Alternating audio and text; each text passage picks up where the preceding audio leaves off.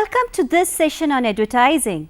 In this session, we will be discussing media planning.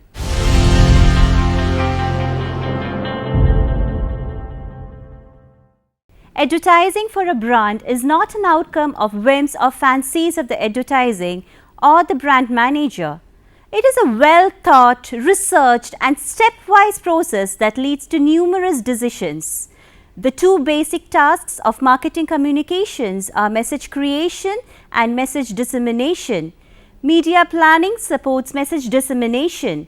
Media planning helps you determine which media to use, be it television programs, newspapers, bus stop posters, in-store displays, banner ads on the web or a flyer on Facebook. It also tells you when and where to use media in order to reach your desired audience. Simply put, media planning refers to the process of selecting media time and space to disseminate advertising messages in order to accomplish marketing objectives. Media planning comprises of decisions made to answer the question, what are the best means of delivering ads to prospective purchasers of your brand or service? A good media plan needs to address the following issues. How many audiences is a media plan proposing to reach? What are the best media to place the advertisements in? How many times should the ads appear? What would be the ideal media mix be? Which geographical regions should ads appear in? And how should the budget appropriation for various media thus chosen be made? In answering these questions, the media planner then comes to an optimum media plan that enables him or her to deliver on the client's objectives. Media planning serves various functions in advertising. They are: proper media planning enables the selection of the right media. Selection of the right media is crucial in the entire planning process. It helps to allocate the advertising funds to the right products in the right media. It indicates the period or the season in which the advertiser needs to concentrate advertising efforts. It helps achieve the advertising objectives. It minimizes wastages of advertising funds. When money is used in the right direction, there are minimum wastages. While developing a media plan, the market analysis will focus on the media and the delivery of message. The key issues analyzed at this stage are: to whom shall we advertise? What internal and external factors may influence the media plan? Where, geographically, and when should we focus our efforts? The components of the media plan. A thorough knowledge of the characteristics of the various advertising media is somewhat like knowing the vocabulary to a language without the grammar.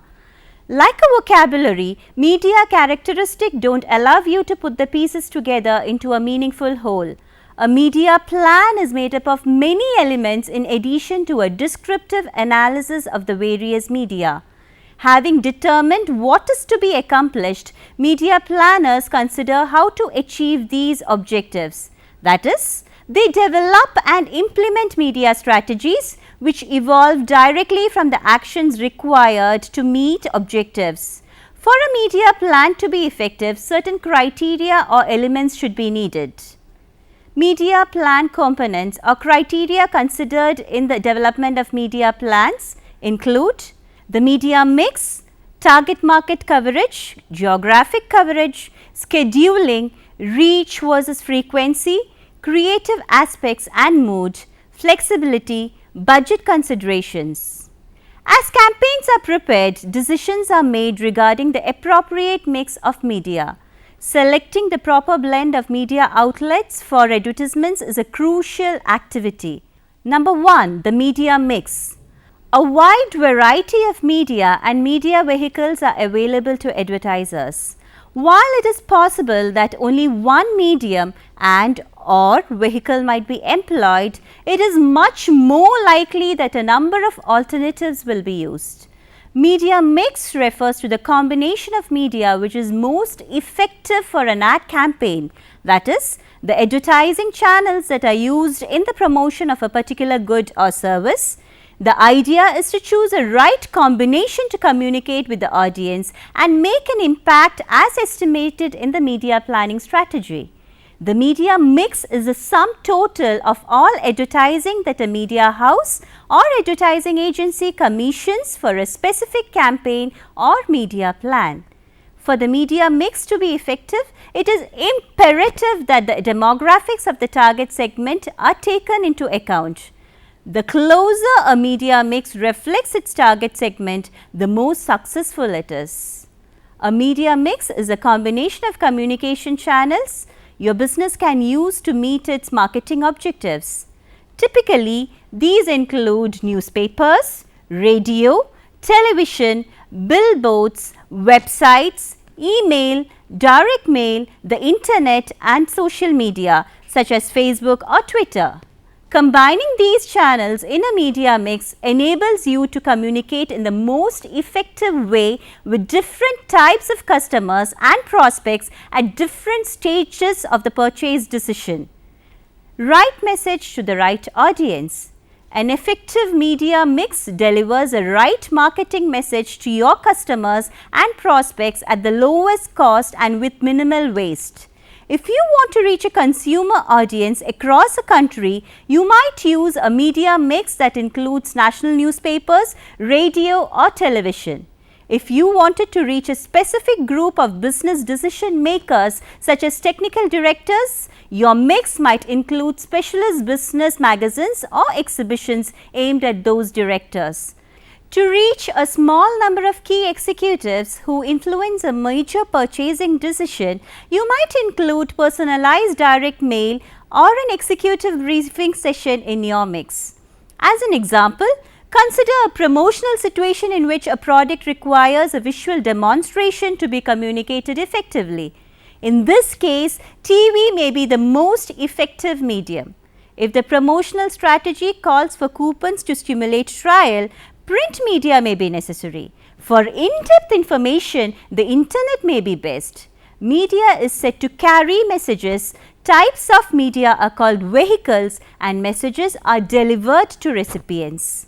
By employing a media mix, advertisers can add more versatility to their media strategies since each medium contributes its own distinct advantages. By combining media, marketers can increase coverage, reach and frequency levels while improving the likelihood of achieving overall communications and marketing goals. After employing the effective media mix, the goal of the media planner is to extend media coverage to as many of the members of the target audience as possible. Number 2. The media planner determines which target markets should receive the most media emphasis. Developing media strategies involves matching the most appropriate media to this market by asking, through which media and media vehicles can I best get my message to prospective buyers? The issue here is to get coverage of the market as shown in figure 1. The optimal goal is full market coverage shown in the second pie chart, but this is a very optimistic scenario. More realistically, conditions shown in the third and fourth charts are most likely to occur. In the third chart, the coverage of the media does not allow for coverage of the entire market, leaving some potential customers without exposure to the message. In the fourth chart, the marketer is faced with a problem of overexposure, also called waste coverage, in which the media coverage exceeds the targeted audience. If media coverage reaches people who are not sought as buyers and are not potential users, then it is wasted. The goal of the media planner is to extend media coverage to as many of the members of the target audience as possible while minimizing the amount of waste coverage. Sometimes one has to live with less coverage than desired. Other times, the most effective media expose people not sought. In this instance, waste coverage is justified because the media employed are likely to be the most effective means of delivery available and the cost of the waste coverage is exceeded by the value gained from their use. Apart from the target market coverage, geographic coverage is also important in media planning. Number 3. Geographic coverage. Media strategy is based upon market coverage. If media planners want to market products nationally, they will select All India newspapers and magazines. However, if market is limited to a particular region, they shall select vernacular media popular in that region. In this way, media planners do not waste resources by advertising product in the regions in which it is not available. They have to see how strong a product is in a particular geographical region and advertise more in high potential areas. We have to see when to advertise, for how long and for what time period. We have to see the size and placement of our advertisement. This process in media planning is termed as scheduling. Number 4, scheduling. Obviously, companies would like to keep their advertising in front of consumers at all times as a constant reminder of the product and or brand name. In reality, this is not possible for a variety of reasons. Scheduling directly refers to the patterns of time in which the advertisement is going to run. It helps fixing up the time slots according to the advertiser so that the message to be delivered will reach target audience in a proper way with proper timings. There are basically 3 models of advertising scheduling as follows: A. Continuity, B. Pulsing, and C. Flighting. What is continuity?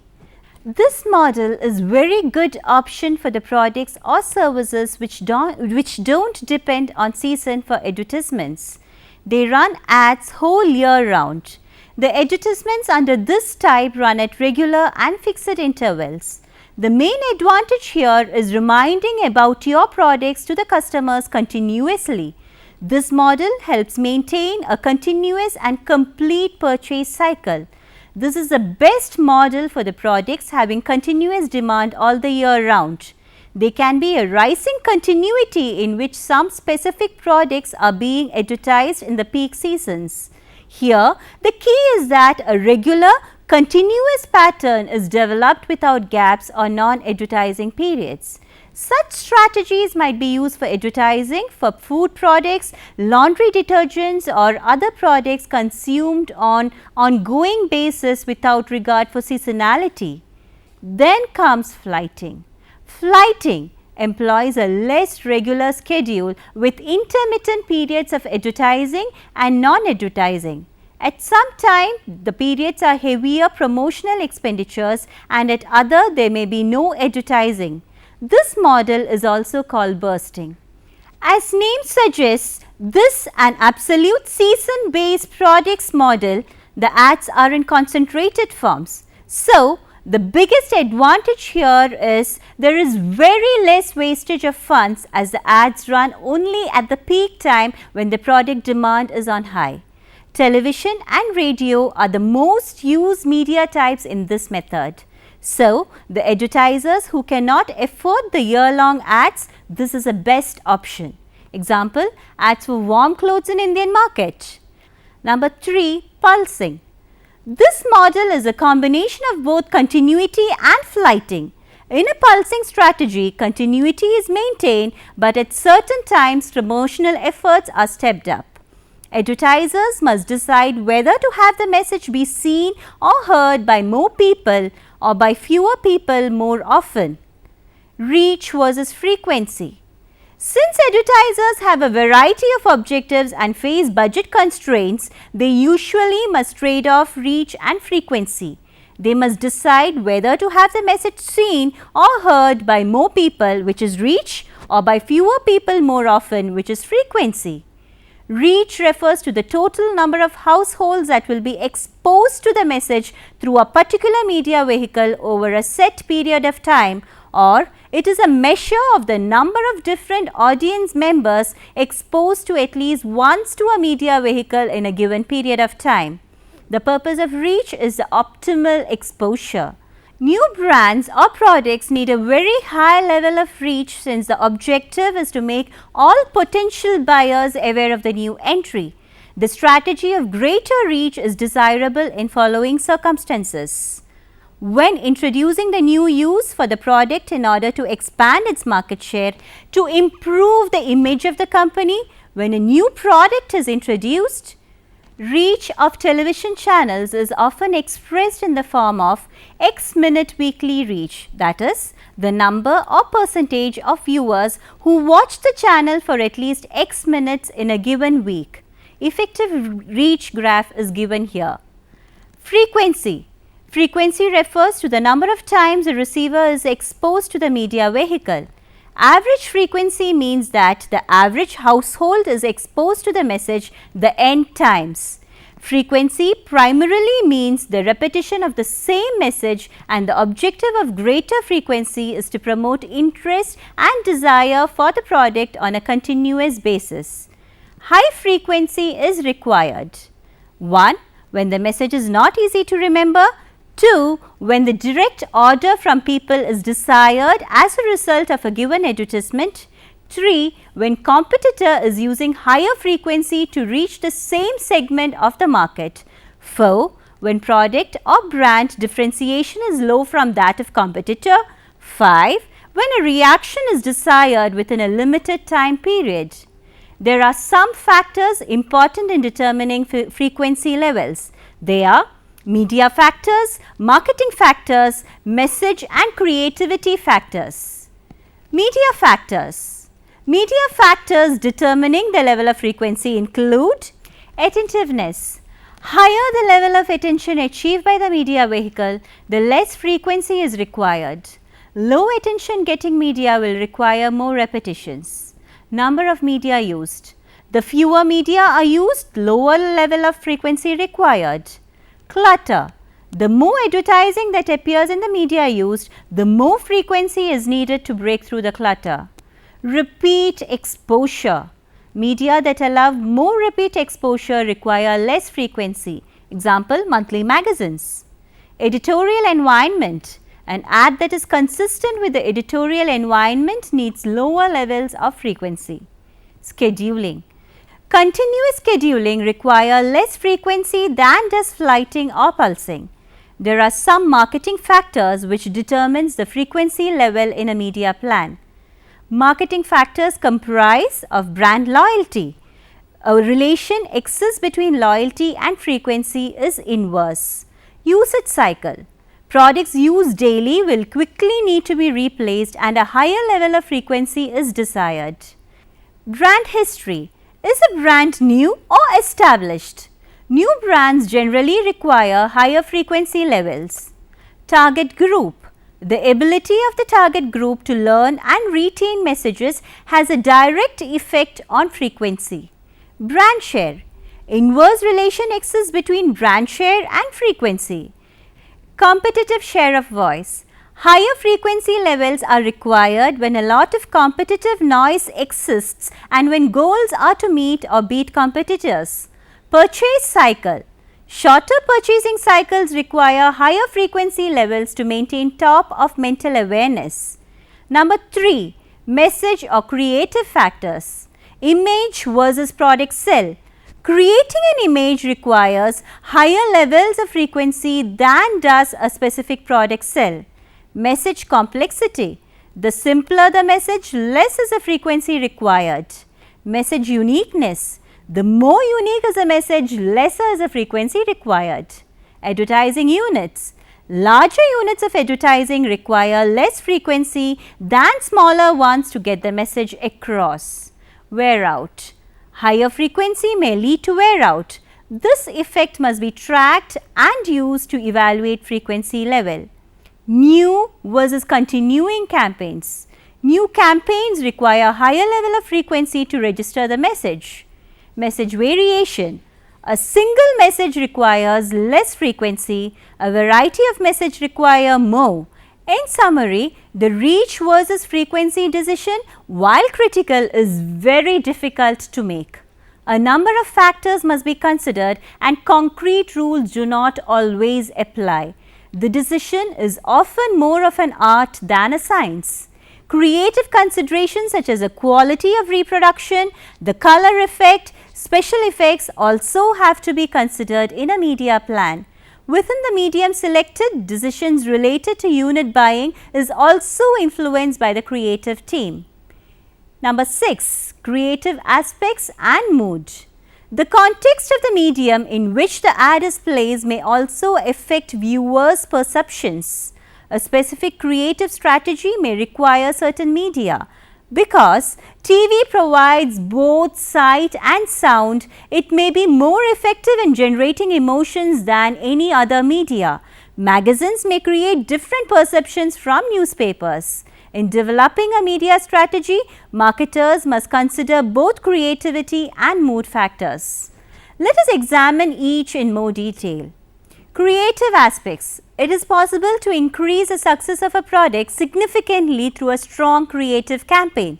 But to implement this creativity, you must employ a medium that will support such a strategy.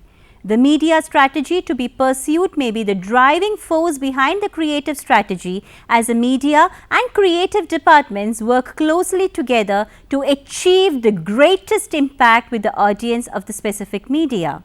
Mood. Certain media enhance the creativity of a message because they create a mood that carries over to the communication. For example, think about the moods created by the following magazines: Femina, Travel, House Beautiful. The promotion of cosmetics, luggage and home products is enhanced by this mood. The message may require a specific medium and a certain media vehicle to achieve its objectives.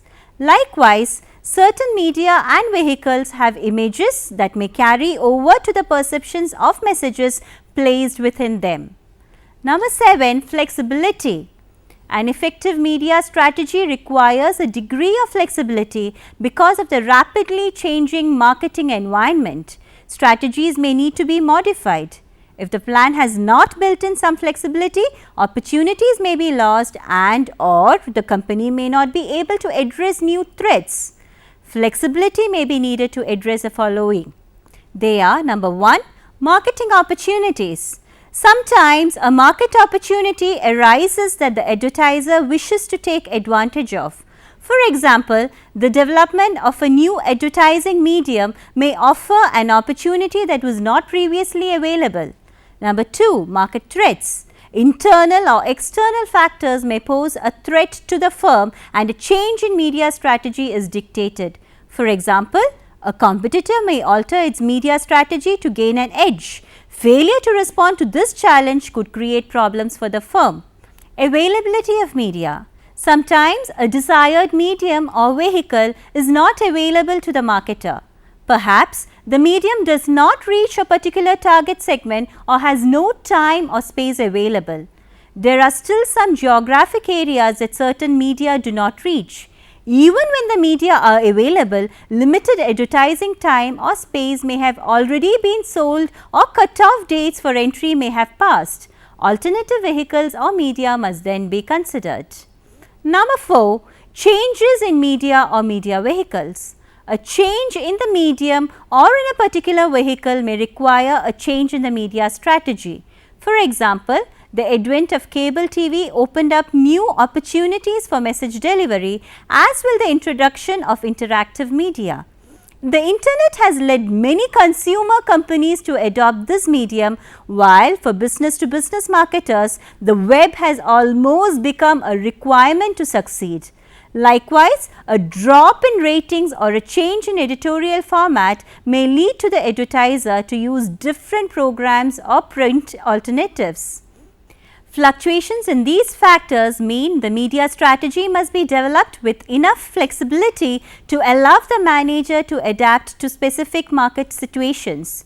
Now, lastly, we are discussing about the most important element in the media planning, the budgeting. Let us have a look. Number 8, budget considerations.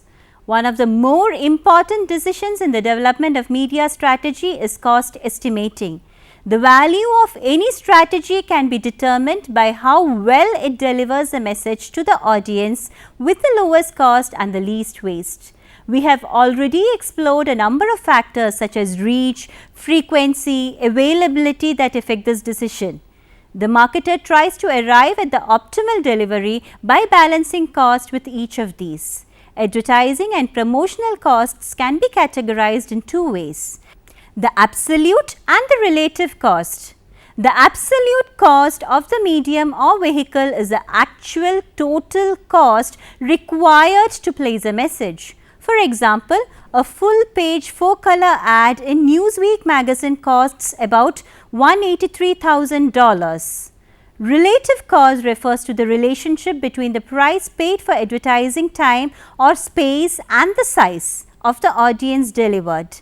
It is used to compare media vehicles. Relative costs are important because the manager must try to optimize audience delivery within budget constraints. Since a number of alternatives are available for delivering the message, the advertiser must evaluate the relative costs associated with these choices. The way media costs are provided, problems in comparing these costs across media often make such evaluations difficult. Now, let us have a quick look at what we have discussed in this session. This chapter has presented an overview of the determination of media objectives, development of the media strategy, and formalization of objectives and strategy in the form of a media plan. Sources of media information, characteristics of media, and an actual plan were also provided.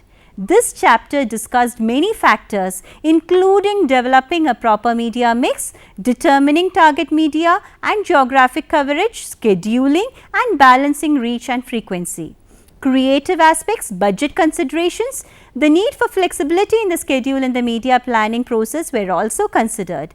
Before we attend the next session, please try to answer the following questions. Elucidate the different models of media scheduling with examples. Describe the various elements in creating an effective media plan.